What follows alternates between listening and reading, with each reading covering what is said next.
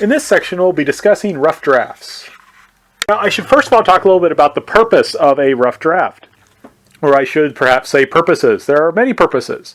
One, of course, is that your first draft just is not going to be the best. Everything that you write, anything I write, is going to need to be looked at multiple times, even if just for grammar, but also just to see if there's any problems with the logic, the arguments, things like that. So that's why one reason why rough drafts are important. We just don't automatically do things perfectly the first time. There's always going to be some kind of issues that we need to look at. It's also key that it forces us to actually start writing down things. A lot of times, we may have some pretty good ideas in our head, but we won't really kind of see them deeply or understand them until we actually start trying to write them down. Until you can actually write something down, you can't really say that you really understand it. And there's this saying, if you can't teach something, you don't really understand it. Kind of same thing for writing, right? I guess we could say if you can't communicate something, you don't really understand it. So it helps you also to really get your thoughts concrete, to really get your thoughts down on paper. And that's part of the thinking process. Writing actually helps you think more deeply and to understand things better. And what you'll find is that this process of writing helps you to think more deeply, and that's one reason you have to go back. Because as you write it, you understand it better, so you need to go back and revise it now that you understand it better, right? Writing something down helps you to understand it better. Then now that you've understand it better, you got to look back at what you wrote, because now you can kind of improve that writing. And finally, and this is one reason why a lot of times in my classes I have multiple rough drafts, is because it allows you and I to have kind of a conversation. It lets me make sure that you're going in the right direction. It helps me to give you advice and to say, oh, wait a second, this is really good. You should keep doing this. Or, oh, you're getting kind of off topic here. You need to kind of move in this direction. So it allows us to kind of communicate with each other. And this is also one thing that's key. I think sometimes people are worried about their drafts because it's like, oh my gosh, I'm going to make a lot of mistakes. Don't worry about that. I assume there's going to be mistakes. I assume there's going to be things I need to comment on. That's fine. And it's like that for my drafts as well. Now, one thing we have to stress is that research and writing are skills. Sometimes people say, well, I'm just not good at writing or something like that. And I have a problem with that because it assumes that people are kind of born to write. But of course, babies don't write. They have to learn. We learn how to write. And so it follows that we also can learn how to improve our writing. And I'm a living example of that. My writing was terrible. All the way up through college, it was pretty bad. But I kept writing, I kept working on it, kept writing, writing some more. And it got better, and now it's good enough. I don't think I'm a great writer, but I write sufficiently well, and I developed that skill. So research and writing are skills that you can develop, and rough drafts help you to develop those skills. However, skills only develop with pain. It's kind of sad to think about it, but it hurts to do things differently and to develop. And I think a sports analogy makes sense. If you're training to become stronger, if you're training to improve your health, or if you're training to improve at a sport, it hurts. Jogging hurts. Lifting weights hurts. Running into each other on the football field hurts. All those things are painful, but that pain helps us to grow and to develop. And it's the same thing with mental work. The more you write, the easier, not only do you get better at writing, the easier it becomes. So I can knock off now, just like you, when I was first starting to write, papers, just a single paper, 10-page paper seemed overwhelming and intimidating.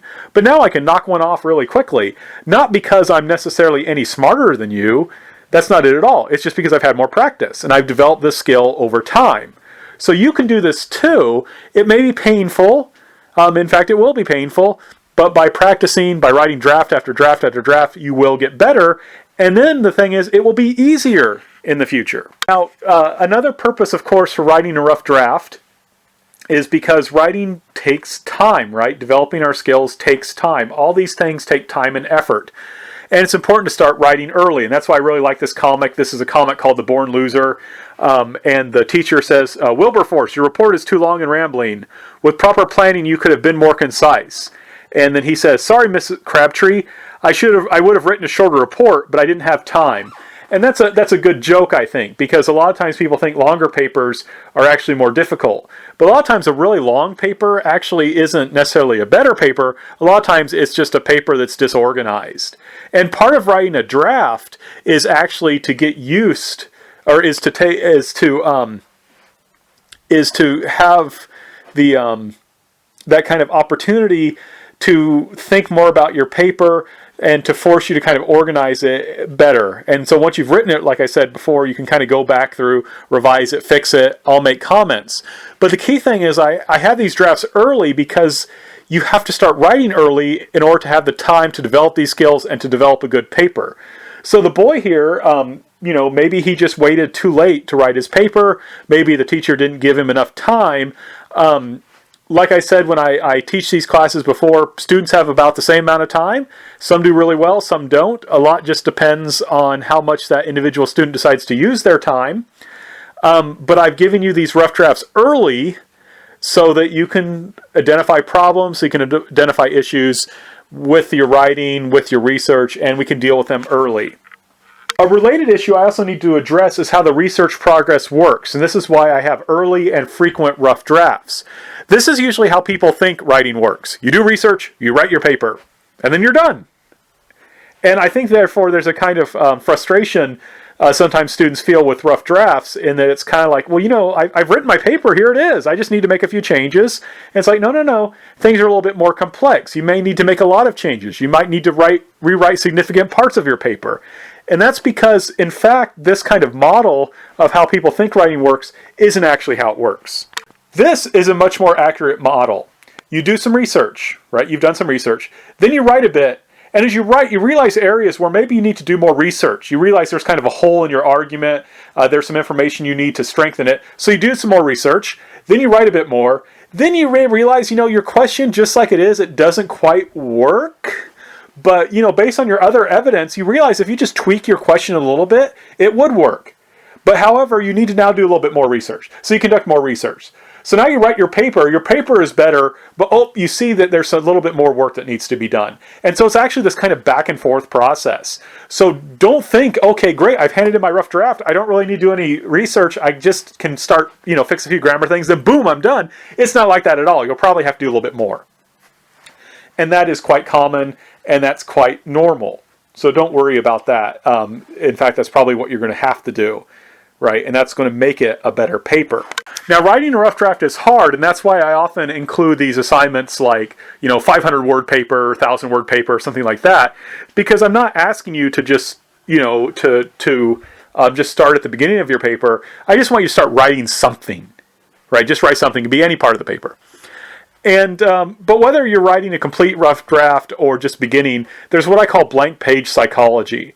And this is one thing I think students, and actually any writer struggles with, is that moment when you sit down at the computer, you open your file, and it's blank, and you've got to start writing.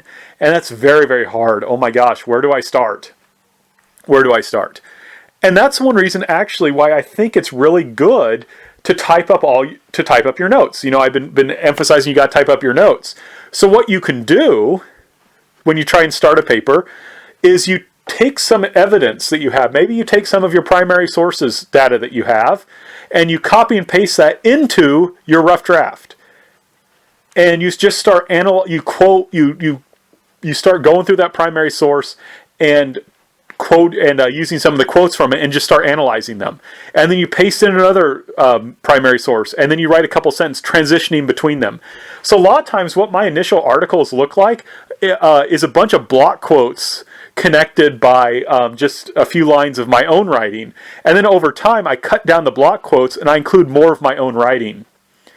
So that's a way you can kind of deal with blank page psychology. You've got these primary source documents, you've copied them into your notes. Now you just start analyzing them. You start kind of talking about what they mean. You start figuring out how they connect together. And that way you're not just staring at a blank screen. You've got stuff on the screen. It's your notes. But that's a place where you can start. Similarly, if you need to, you start with your background information. There, you just copy and paste in your secondary source notes.